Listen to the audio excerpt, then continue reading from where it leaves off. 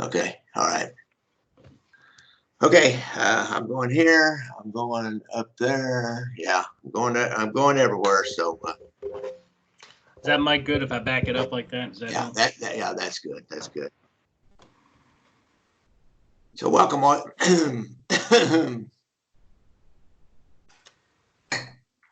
Welcome all you wiretappers out there. I'm here in the Gangland Wire studio. We've got our good friend and researcher and co-host Milius Robinson on the Skype line, and we are going to talk about the Irishman. You know, Irishman is the biggest topic going right. The Irishman is the biggest topic going right now, isn't it, Cam?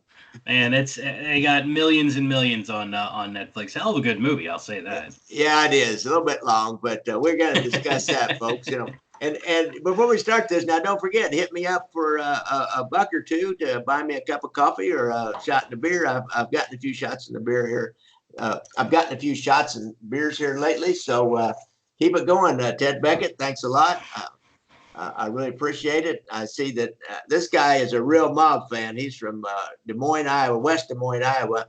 He once was in New York when the last Gotti trial was in play and going, and he watched Sammy Gravano testify for 2 days. Now, that would be quite a field trip. Damn. That's the time to be there if you're going to see something.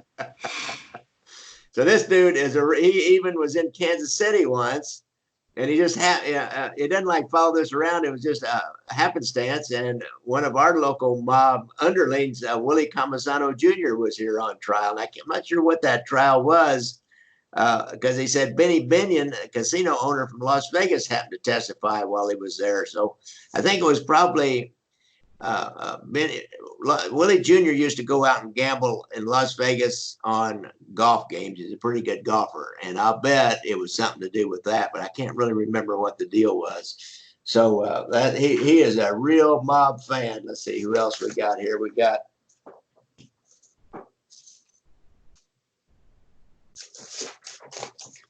we got John DeSoto.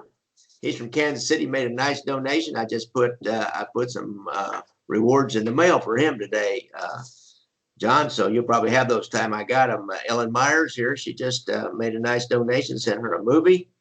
We got Ryan Stevens. Again, Ryan Stevens is a repeat offender here lately. I think he's buying Christmas presents, what he's doing with his. And I had several of those. You know, I did the film festival, and a lot of people were buying extra copies of Brothers Against Brothers because it's a nice time to have something up for sale for Christmas. Right.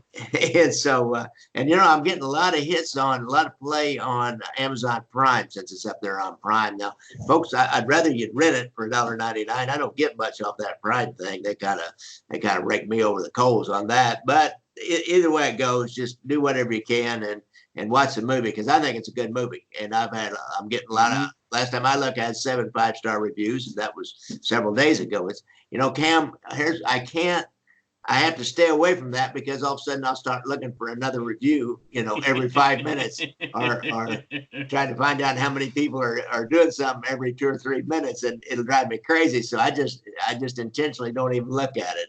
That's right. I probably have a few more reviews by now, I hope, because it is I don't know. I bet everybody's told me they liked the movie.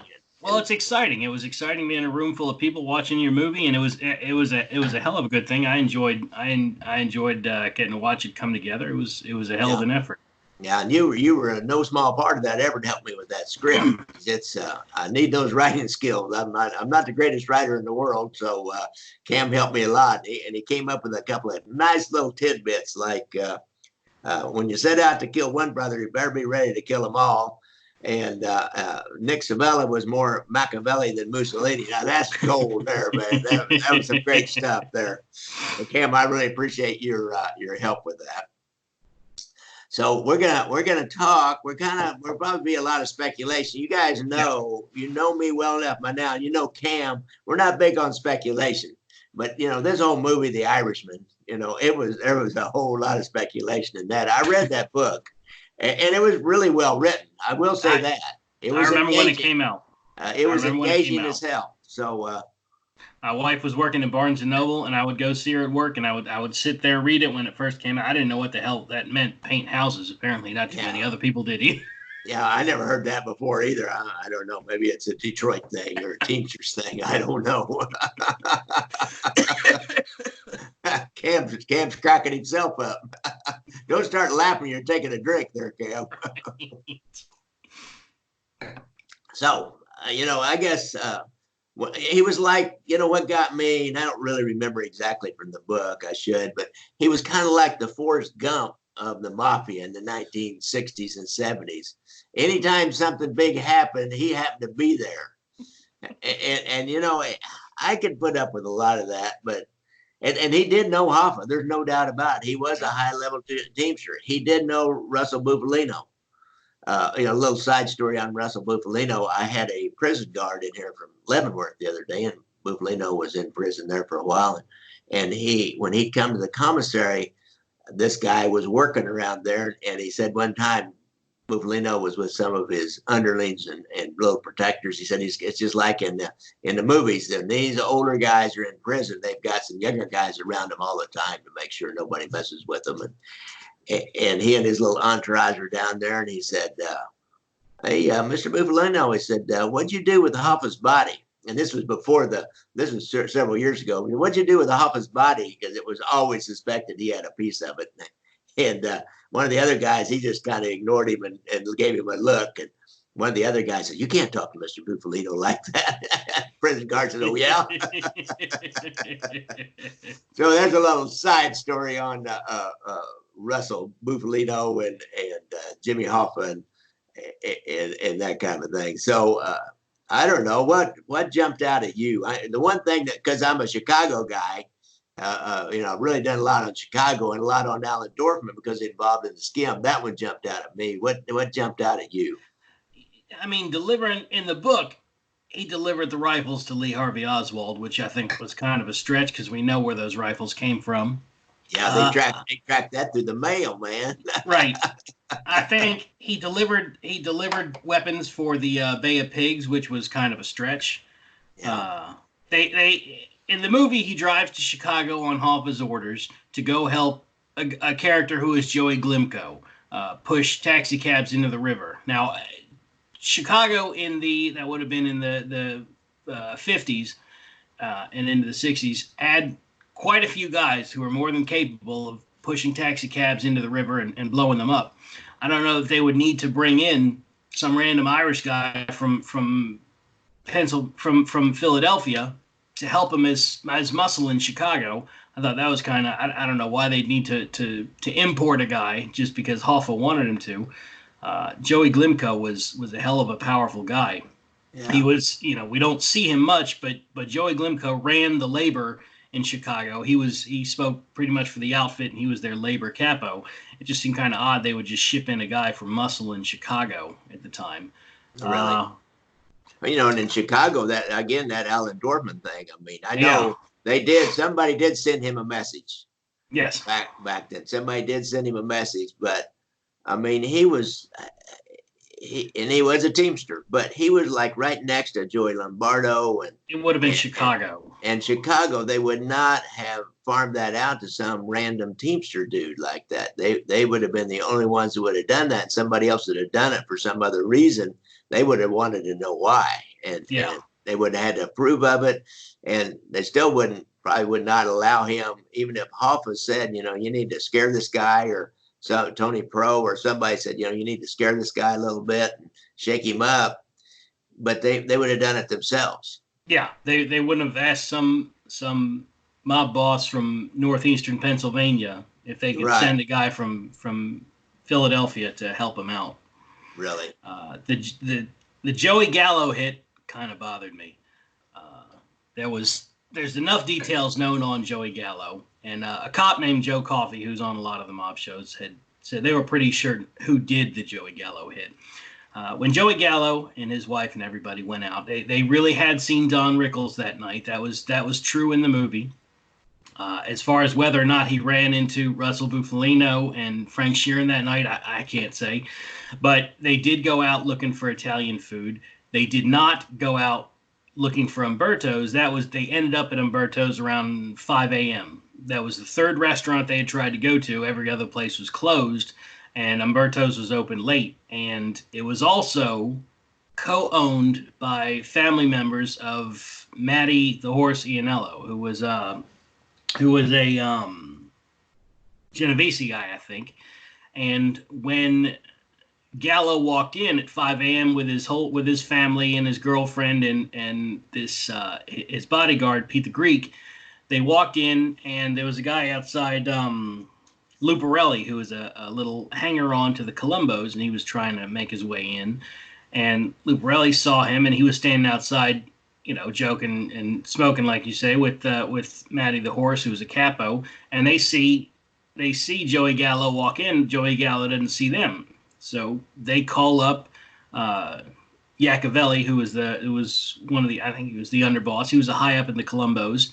Asked for permission, and he sent a bunch of guys over there. And per Joey Gallo's wife, a bunch of little Italian guys, when I'm balding, shot Joey Gallo. It wasn't a big 6'4", 300-pound Irishman. Yeah, it was a bunch of little Italian guys. But I've read other accounts. There was a book I read recently about a guy who said, "Yeah, I ran into Joey Gallo one night, and he said, 'Oh, it's my birthday. Come with me to go out to Umberto's. We're going to go get some clams.' And it's a good thing I didn't go, because that was the night he got killed." So this notion that if you were in the underworld, there's a bunch of guys who were on the fringes of the underworld who claimed to have met with Joey Gallo in the periphery of his death, or I saw him that day right before he died. It's a good thing I didn't hang out with him. Yeah. Whenever there's a big event like that, you're going to have guys trying to make a name for themselves who said, "I was right there. I was right there, man. If I had my gun with me, or if I had been a little closer, so there's always guys who after the fact are going to come in and claim some kind of, because the whole, it's a pissing contest, right, Gary? I mean, you've been front lines. You've been front lines with these guys. They're going to claim everything. I mean, there's 19 guys who claim the Hoffa hit. Yeah. Oh yeah. That's just how it is. Everybody wants to be the man. Everybody wants to get that reputation, or at least have some. Even like policemen will do the same thing, or some deal went down, and everybody that drove by, a few years later, it'll be like they were there, but all they did was drive by, or they happened to be on duty that night. So it's the same kind of a deal.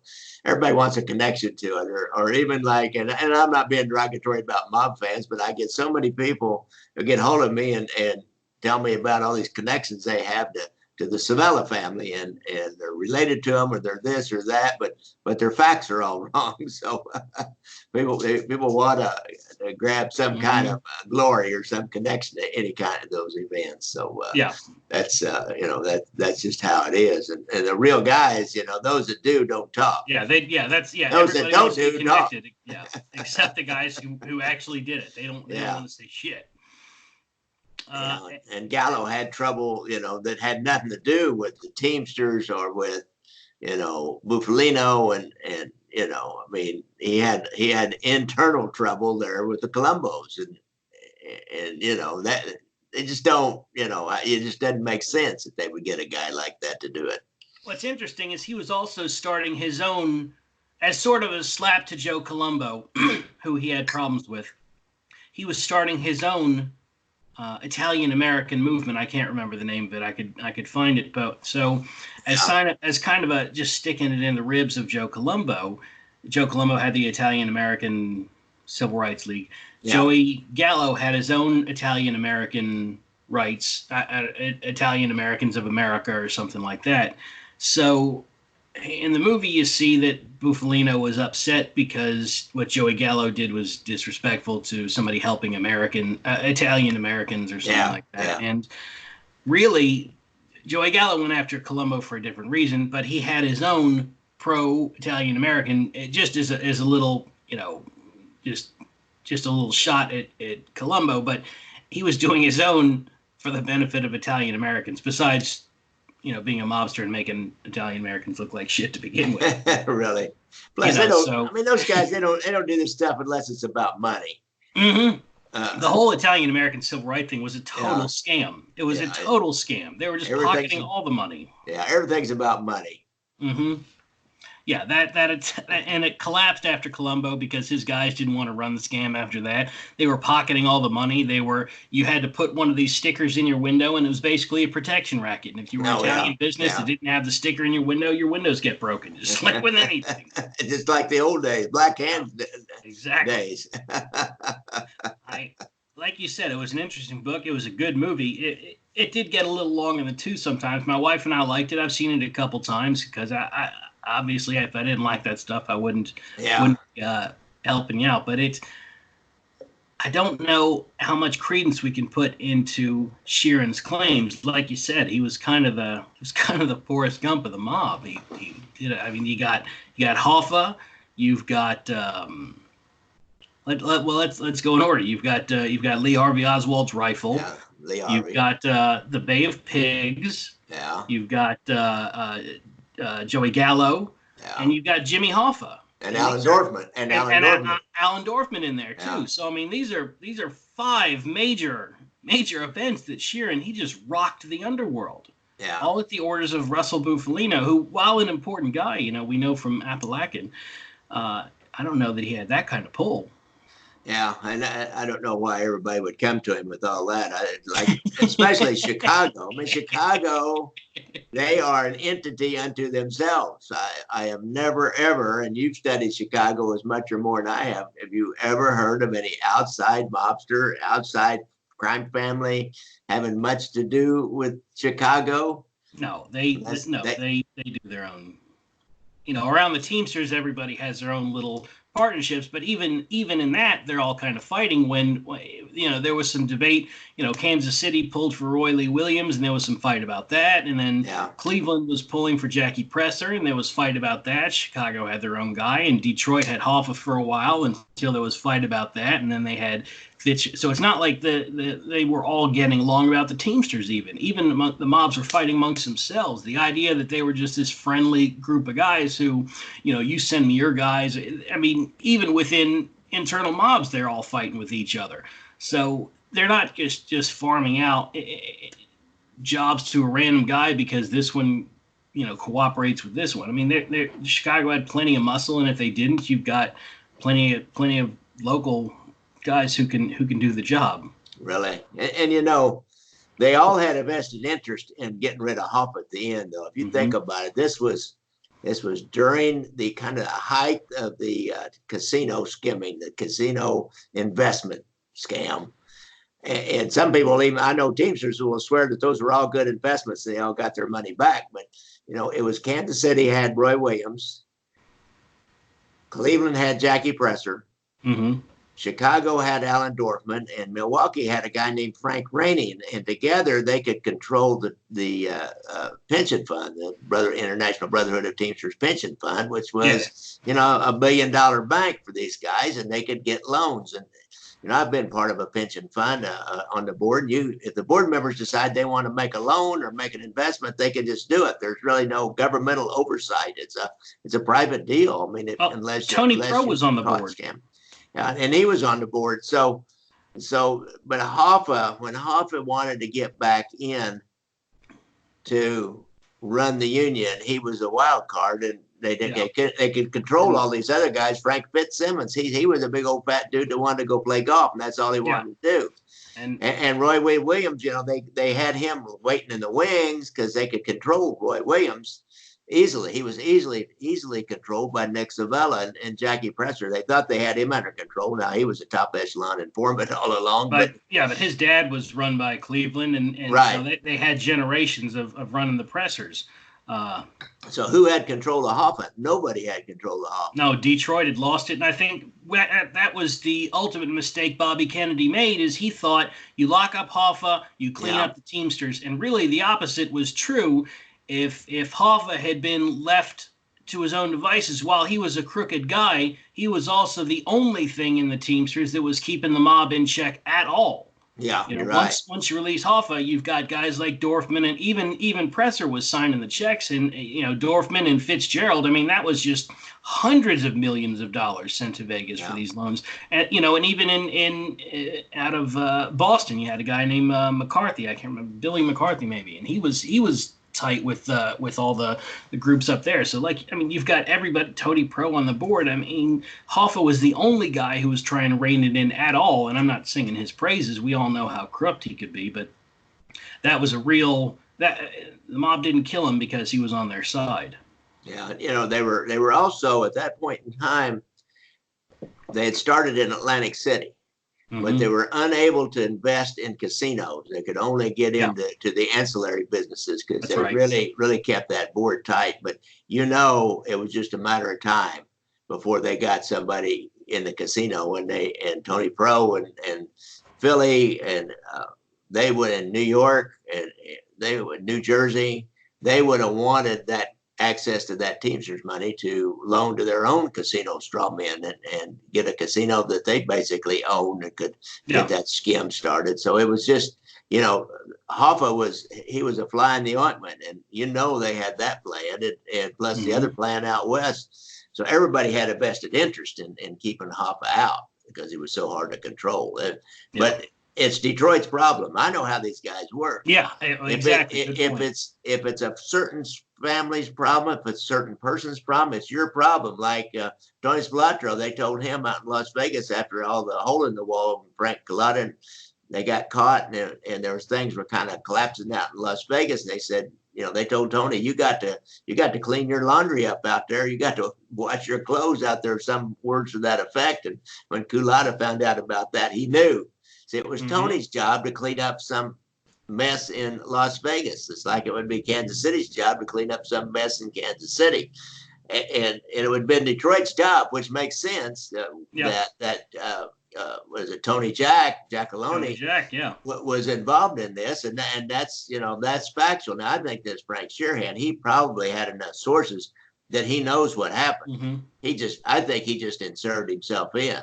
Well, I'm curious what you think as maybe as a lay person and a historian and a guy that's looked at them all across the board about having Chucky O'Brien, his adopted son, be the driver. I've got my own theory on that, but what do you think, Cam? I think, and Chucky O'Brien's stepson has been a guy named, I think his name's Goldberg. He's a professor at Harvard. He's been writing a bunch of books and saying that he's not happy about this movie because it's retrying Huffy. I mean, Chucky O'Brien in the Huffy O'Brien. That was his mob name. Huffy. Moving right along. Right. They're retrying him in the public eye now. It's hard to say. Chucky always maintained his innocence, and I think that with as much as went into the investigation, and the FBI, from everything I've seen, they think that Sal Briguglio did it. And if Chucky had any real part in it, I think that the FBI would have really come down on him instead of a few months for this, that, or the other. And it definitely ruined Chucky's life. And I don't know that he was at the point where the mob would have involved him, even accidentally. I don't know that they would take that kind of a chance with a guy saying, "Hey, could you go pick up your stepfather and bring him somewhere?" I don't know much about Chucky except that I do believe that the mob would not take that kind of a chance. Just like how Bufalino is driving to Detroit. Now we know that they were going to Detroit, but I don't think that a mob boss as high up as Bufalino would allow himself to be an alibi in something like the Hoffa murder. Right, that close to it. Right, and I just don't know that the mob would take such a risk because if Chucky were to break and say, well, yeah, I talked to this guy who told me to go here and there, and I mean, it would just be too easy to trace that back, I think, and they never did trace it back through Chucky. I think that the FBI had a little bit of egg on their face about that whole Hoffa thing, and so they gave him a few months for something. But you'd probably know more about it than I. But I don't know that Chucky had much to do with it. Yeah. If anything. And I of course don't have any personal experience with Chucky O'Brien. It just there's no history that I know about like Jimmy Hoffa being an abusive father, for example, or Jackie O'Brien being really jealous and he feels like he's not getting what he should. I don't know of any history like that. He had to have, what kind of motive would he have? And I guess suppose, in theory, the mob could come to him and they could dupe him into doing that and saying, hey, we want you to pick up your dad. You want you to drive this guy and pick up Jimmy at this restaurant and take him over for this meet. And then you need to go on, then come back when we call you and pick him up. And then they never call him and he comes back. But I don't know. It just a hell of a risk. Yeah, that's a hell of a risk. They don't know whether Chucky's, be huge emotional burden for him to bear. I mean, it would just be unbearable. I would think that he would eventually, crack, or he'd do self-sabotaging behavior where he'd get himself in trouble and then talk. There's just a lot of different psychological reasons why that would be stupid to do that. Now, having said all that, they did need somebody who would put Hoffa at ease, I would think. Hoffa didn't fall up the turnip truck yesterday. So that's true. I don't know whether that Sal Brulio could put him at ease. And Chucky O'Brien could have put him at ease. He could have said, they won't do anything to me because, they got Chucky's out here as a witness. He's not going in this house, but we don't want him going. I don't want him going in this house and hearing these conversations. Now I can see where there's some credence to that from that viewpoint, but it's a hell of a risk. And it could be.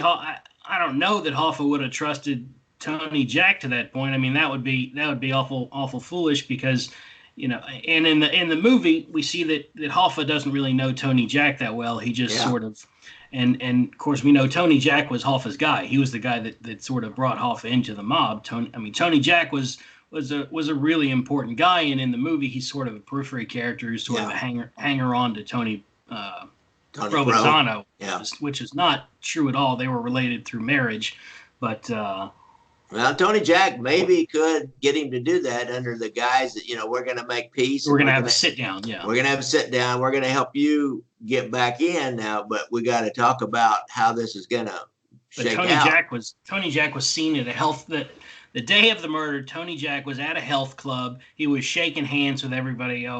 Usually he was kind of a standoffish guy, I guess. Yeah. And he was shaking hands with everybody. Hey, how you doing? It's good to see you. So everybody at this health club saw and shook hands with Tony Jack. So it goes. So if Tony Jack wasn't there and Tony Pro was in New Jersey, listen, there's every chance that nobody knows about Hoffa, and it sure could be that Frank Sheeran did it. But I mean, there are guys that Frank Sheeran was committing crimes with back in the day, and these are recordings that took place in the 70s where Frank Sheeran says on recording two guys that he was robbing with, that he was committing crimes with. He was like, "Oh, I wasn't even there until the 31st. I wasn't even in Detroit for that wedding until the 31st." And these are guys that he was robbing with, and likely wouldn't. I mean, he was drunk. I mean, there's when you're drunk and you're around your co-criminals, that's when guys start telling tales. Yeah. If he was gonna say anything, he probably would have. The FBI doesn't believe Sheeran had anything to do with it. Now, Dan Moldia, who was the big Hoffa researcher, he thinks Sheeran was involved somehow, but somebody got Hoffa into the car. If it was Chucky O'Brien, it could have been. It really could have been. The FBI around the 1990s started saying that Chucky didn't have anything to do with it. I have read that. And he would have trusted Sheeran. That's true. Sheeran, until that book came out, Sheeran always said he was not in Detroit at that time. And then Sheeran said that Hoffa had written him a letter or something, and that turned out to be a fake that Sheeran had written himself. I know several publishers turned it down because factually it just wasn't there. I know that he was supposed to go on Dateline or 60 Minutes, and they refused to let him on because it just sounded like nonsense. And I know that the FBI watched a video of Sheeran confessing, and they thought it was ridiculous. So, and I know that Brandt was an interrogator, and he said he interrogated Sheeran for months before Sheeran finally confessed to having done it. Now, Sheeran is in his 80s. He's got bad arthritis and a foot problem, and you've got this writer sitting promising you a book deal and promising you that you can support your family, that maybe you haven't done a good job, and for months and months and months telling you, come on, tell me, come on, tell me, come on, tell me. Maybe that would lead you to make a false confession. Maybe it wouldn't. I don't know.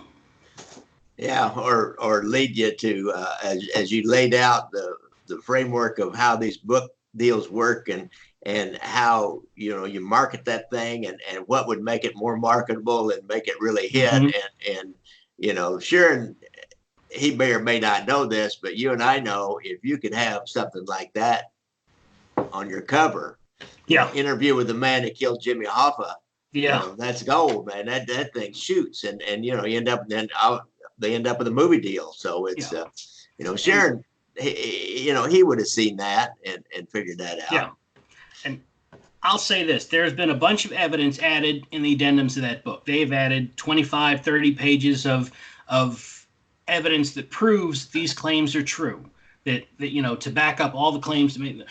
The problem I have with that is when you set out to prove something is true, and you as law enforcement, you can probably speak to this. When you get that kind of confirmation bias, like it's like with science. Scientists don't step out to prove a theory. They try and test a theory. So if this Charles Brandt and his publishers already believe something to be true, they're going to find every piece of evidence or data or interview or anything that proves that it's true, rather than trying to test to see if it's true. And I think you've probably seen a lot of guys who get caught up in that. If you believe that somebody did something, and you can go down that rabbit hole, and you can overlook evidence to the contrary because you're focused on one guy. I know that I've talked to other guys who were law enforcement, and they've seen guys go down that rabbit hole, and I know that the FBI has done that kind of thing, and they've excluded other people, and Bobby Kennedy did it with Hoffa. He figured he went only for Hoffa, and he ignored the rest of the corruption, and it turned out he was wrong. So I think that this Brandt has tried to focus on only Sheeran and find evidence that only supports that Sheeran did it, and that confirmation bias has probably gone into that book quite a bit. Oh yeah, that's I used to notice that when you had an idea on a case, a whodunit kind of a case, and all of a sudden everything just seemed to be almost there, but it led you on down that path, but it was almost there, and it was almost there, and it was almost there. Then all of a sudden in the end, it just fritters away.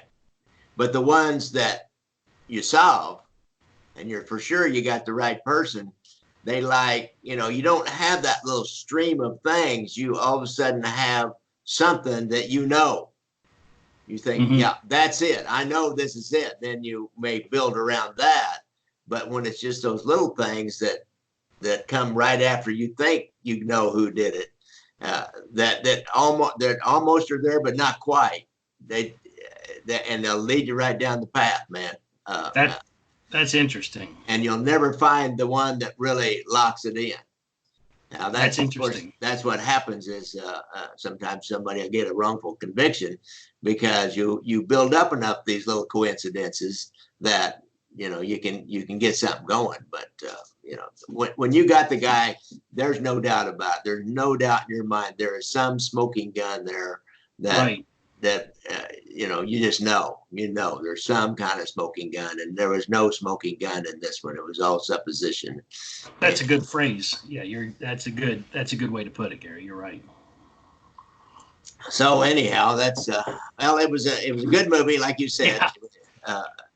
It could, to me, in my opinion, like I told you guys, we're going to do a little speculation here. In my opinion, it would have been a much better series, a limited 4 or 5 part series, and really go into Dorfman and why. What was he doing? I mean, the movie just glossed over him. They went up and tried to kill the dude.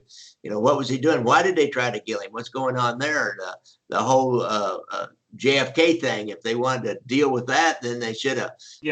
Included Carlos Marcello in there and Traficante and some of the other things, and getting guns for Bay of Pigs and for the Cubans. There's a whole bunch of different facts that you can have a whole hour show just on that one right there, and the mob involved in that. And they did have some involvement, and that Giancana and the Johnny Roselli Rosselli and Trafficante. And there's a lot of information out there in those JFK files about all that stuff. And COINTELPRO, there's a lot of information about that you could easily build a whole episode just around that, a whole episode around Alan Dorfman, as you know, what's the deal here, and a whole episode around Joey Gallo. And it'd been a really interesting show. More interesting if you'd have developed each one of those incidents. And of course, the problem with developing each one of those incidents, you might have really stretched your the believability to then put him in it when you really developed him out. Sort of just makes it totally fictional. It's to get all those guys together. You had Harvey Keitel as Angelo Bruno, and you had Pacino. Jack Nicholson did Hoffa in '92, and he did a hell of a Hoffa. Yeah. Pacino, it was all right, but and they did that interesting with the computer technology making him look younger, but you're still watching this 70-year-old guy who his face might look 35, but a 75-year-old guy moves differently from a 35. Yeah. Did you notice that? I had somebody else point that out, and I noticed it that Robert De Niro, particularly, I thought he moved kind of awkwardly. I don't know, stiffly. I don't know if he's 76 years old. I think that that's probably the way he moves. I move kind of stiffly myself, but when he's playing Sheeran as a young man, he's still moving the same. Yeah, I think that's Pacino's the same way. Well, they corrected Pacino on that. They said that he said you're supposed to be 40 years old when you stand up. You're getting. No, he said you're supposed to be standing up like you're 45, and Pacino said, "Oh, what am I doing like I'm 46?" And that they kind of laughed about it, but they said they had to work on that, jumping up and taking 2 steps at once, and things that they would have done as young men. Yeah, and especially Hoffa was a fire plug, man. Have you ever seen any of those videos of him? I posted a couple recently. He was on the Dick Cavett show. Yeah. And he was not, he didn't creak and crow around. He was a real vital guy and real energetic. And so, I mean, I remember as a kid, when I was a kid, everybody knew the name Hoffa. That's another thing. Anybody under 50 might not know about this movie, but Hoffa was bigger than the president. Oh man, he was. He truly was. And the Teamsters, they could pretty well elect a president. I mean, after all, Richard Nixon pardoned him, thinking next time around for the Republican Party, Hoffa will be, he's back in, and he's gonna get all his votes to vote Republican. Presser backed Reagan. Yeah. Which they thought was very strange, but well, he definitely supported him. Well, the other Republican. Pardon Hoffa, so and plus Republicans by that point in time they'd figured out how to divide the Union people, how to pull them away from the Democrats by doing that war and anti-war thing in the 70s and sowing fear in the hearts of all those working guys. It's like what's going on today in a way, and so getting them to vote against their own interest. I mean, heck, for a Union guy to vote for Ronald Reagan for president, I mean, what sense does that make? Huh? Yeah. Ronald Reagan busted the unions. I mean, it was under Reagan that unions lost so much power. He started off with busting the air traffic controllers union. He busted that union, and they vote for Ronald Reagan. I mean, and a union, I've been in a union, you'll vote like your union tells you to vote. They'll get the word around how they want you to vote. And if you're a good union guy, that's how you vote. That was how Chicago used to control the elections. You get out to the unions and you get, it was one of the ways. Chicago had a lot of ways to control elections. The unions were one way. Yeah. But it's a huge political power, not only getting the money out of the pension fund, access to the money, but that's a big source of power, but to control the vote and sell that to politicians, that's, it's amazing. All right, so I think we've done this. I think we ran the Irishman into the ground, Cam. But it was a good movie. Definitely a good movie. I will watch again, especially since it's on Netflix. I probably wouldn't go in the theater again, but I'll watch it again on Netflix. I just haven't found the free 3 hours or so, 3.5 hours. You must have too much free time on your hands. You've seen it twice. I was on vacation last week. Oh, that's right. That's right. You were at relative's house, so you needed something to occupy yourself. I need to watch a few films about people killing each other. There you go. All right. So, folks, if you have a friend or relative has a problem with drugs or alcohol, make your first call to First Call. Call 816-361-5900 or go to their website, www.firstcallkc.org.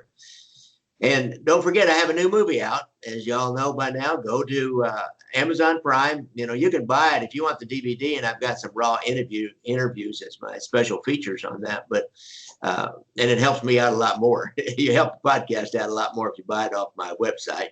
But you can buy it there. But you can go to Amazon. If you got Prime, you can just watch it, or you can rent it for $1.99. And I'd prefer you rent it, like I said before, because I get a little money out of that. I don't get hardly anything off of Amazon.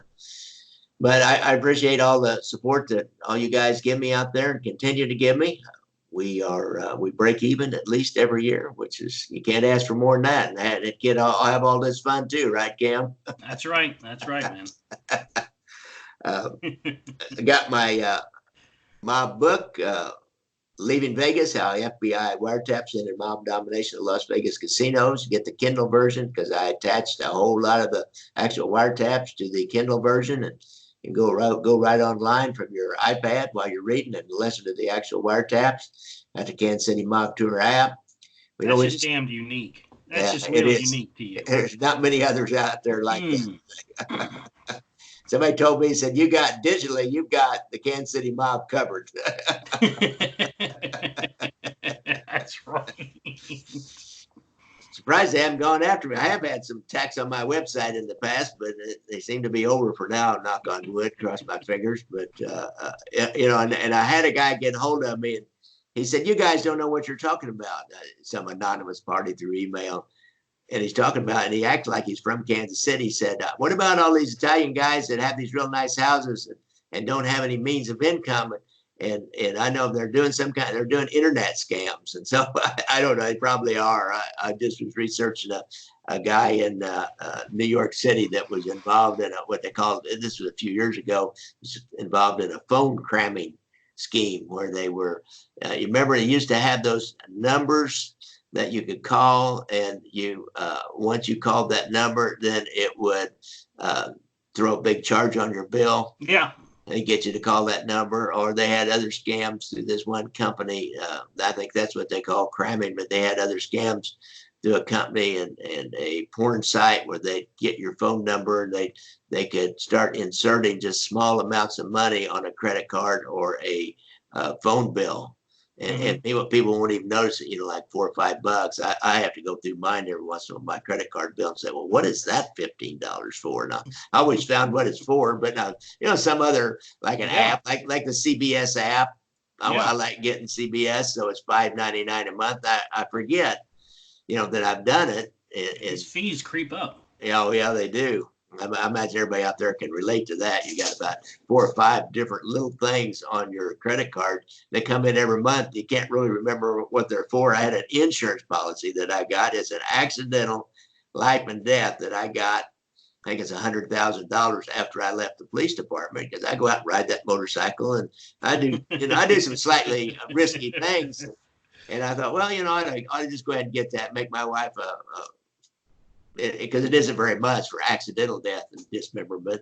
But I forget that's what it's for. And doesn't really say what it's for. It's like $35 every 3 months or something like that. It's like, well, what is this $35 for? I even called the police department, my pension part of it, and asked them, what the hell is that for? And they said, oh, that's that accidental death insurance that you got. So, but anyhow, so moving right along, I think that's all we got on this. Don't you, Cam? Anything else? I think so. No, we did it in under 3.5 hours too. Yeah. All right, Cam. Good night. Good to see you, Gary. Good night, wiretappers. Okay. You think we can shut this off and start in again, so I have separate files for on the whatchamacallit. I almost hate to shut the video off. I'm going to shut this off and start it up again. I like having those. Can you shut your phone off and then start it up again, so I get separate files? And it helps. Yeah, that's what I'm doing. It's a little bit easier. Yeah, that's what I'm doing. Oh, hey, how do you share those? You know what? I remember I did this with Larry Henry, and I had a hell of a time. All right, so I do my voice recorder, and then from your voice recorder, yeah. There's a little thing that says share. Yeah. And I share it to directly to Google Drive. Yeah, to Google Drive. Yeah. And then I go to Google Drive, and then I attach the Google Drive file to an email, and then I have to and then for some reason I don't do the permissions right. So you guys have to email me for permissions. You know, I gave you a tip on that. If you right click on it and say share on the share rather than get the link, it'll pull up a screen and put my email in there. Okay. Try that. That works better than the link, because that should do it. But Larry, I don't know. He finally got to me as an MP4, which actually is a video file. Then I could open it. But the other files he sent, I've got to ask him. I wanted to ask you how you did it, so I'll get hold of him. My wife is telling me about this Get Meeting or Go Meeting or some kind of app for doing multiple video calls, and she's all with that digital shit. So I need to sit down with her. Because I think in the new year there's a couple good ones we can do. I want to there's this guy up in Milwaukee who does he's a historian. He's really good, and we could contact this reporter out in Springfield. She's what's his name? Scott Bernstein works with. He quotes her a lot. What is it? Go to meeting. I'll have to look that. Yeah, I think it's Go to Meeting. Yeah, I'll get my wife to teach me how to do it. All right, I'm gonna run and get another cup of water here. Yeah, I gotta fill mine up.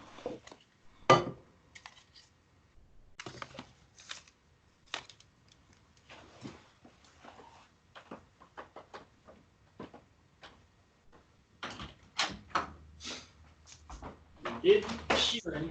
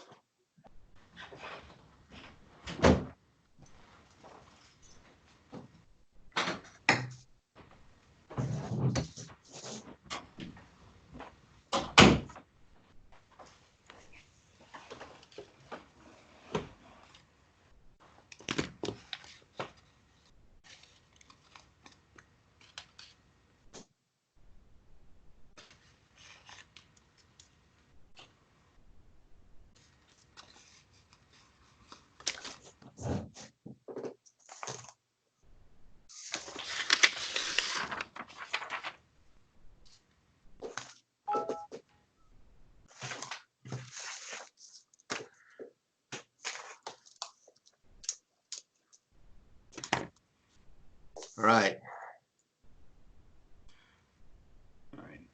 Testing Rizzuto episode. Sounds good. Yeah. 2, 3. All right. Oh, let's see.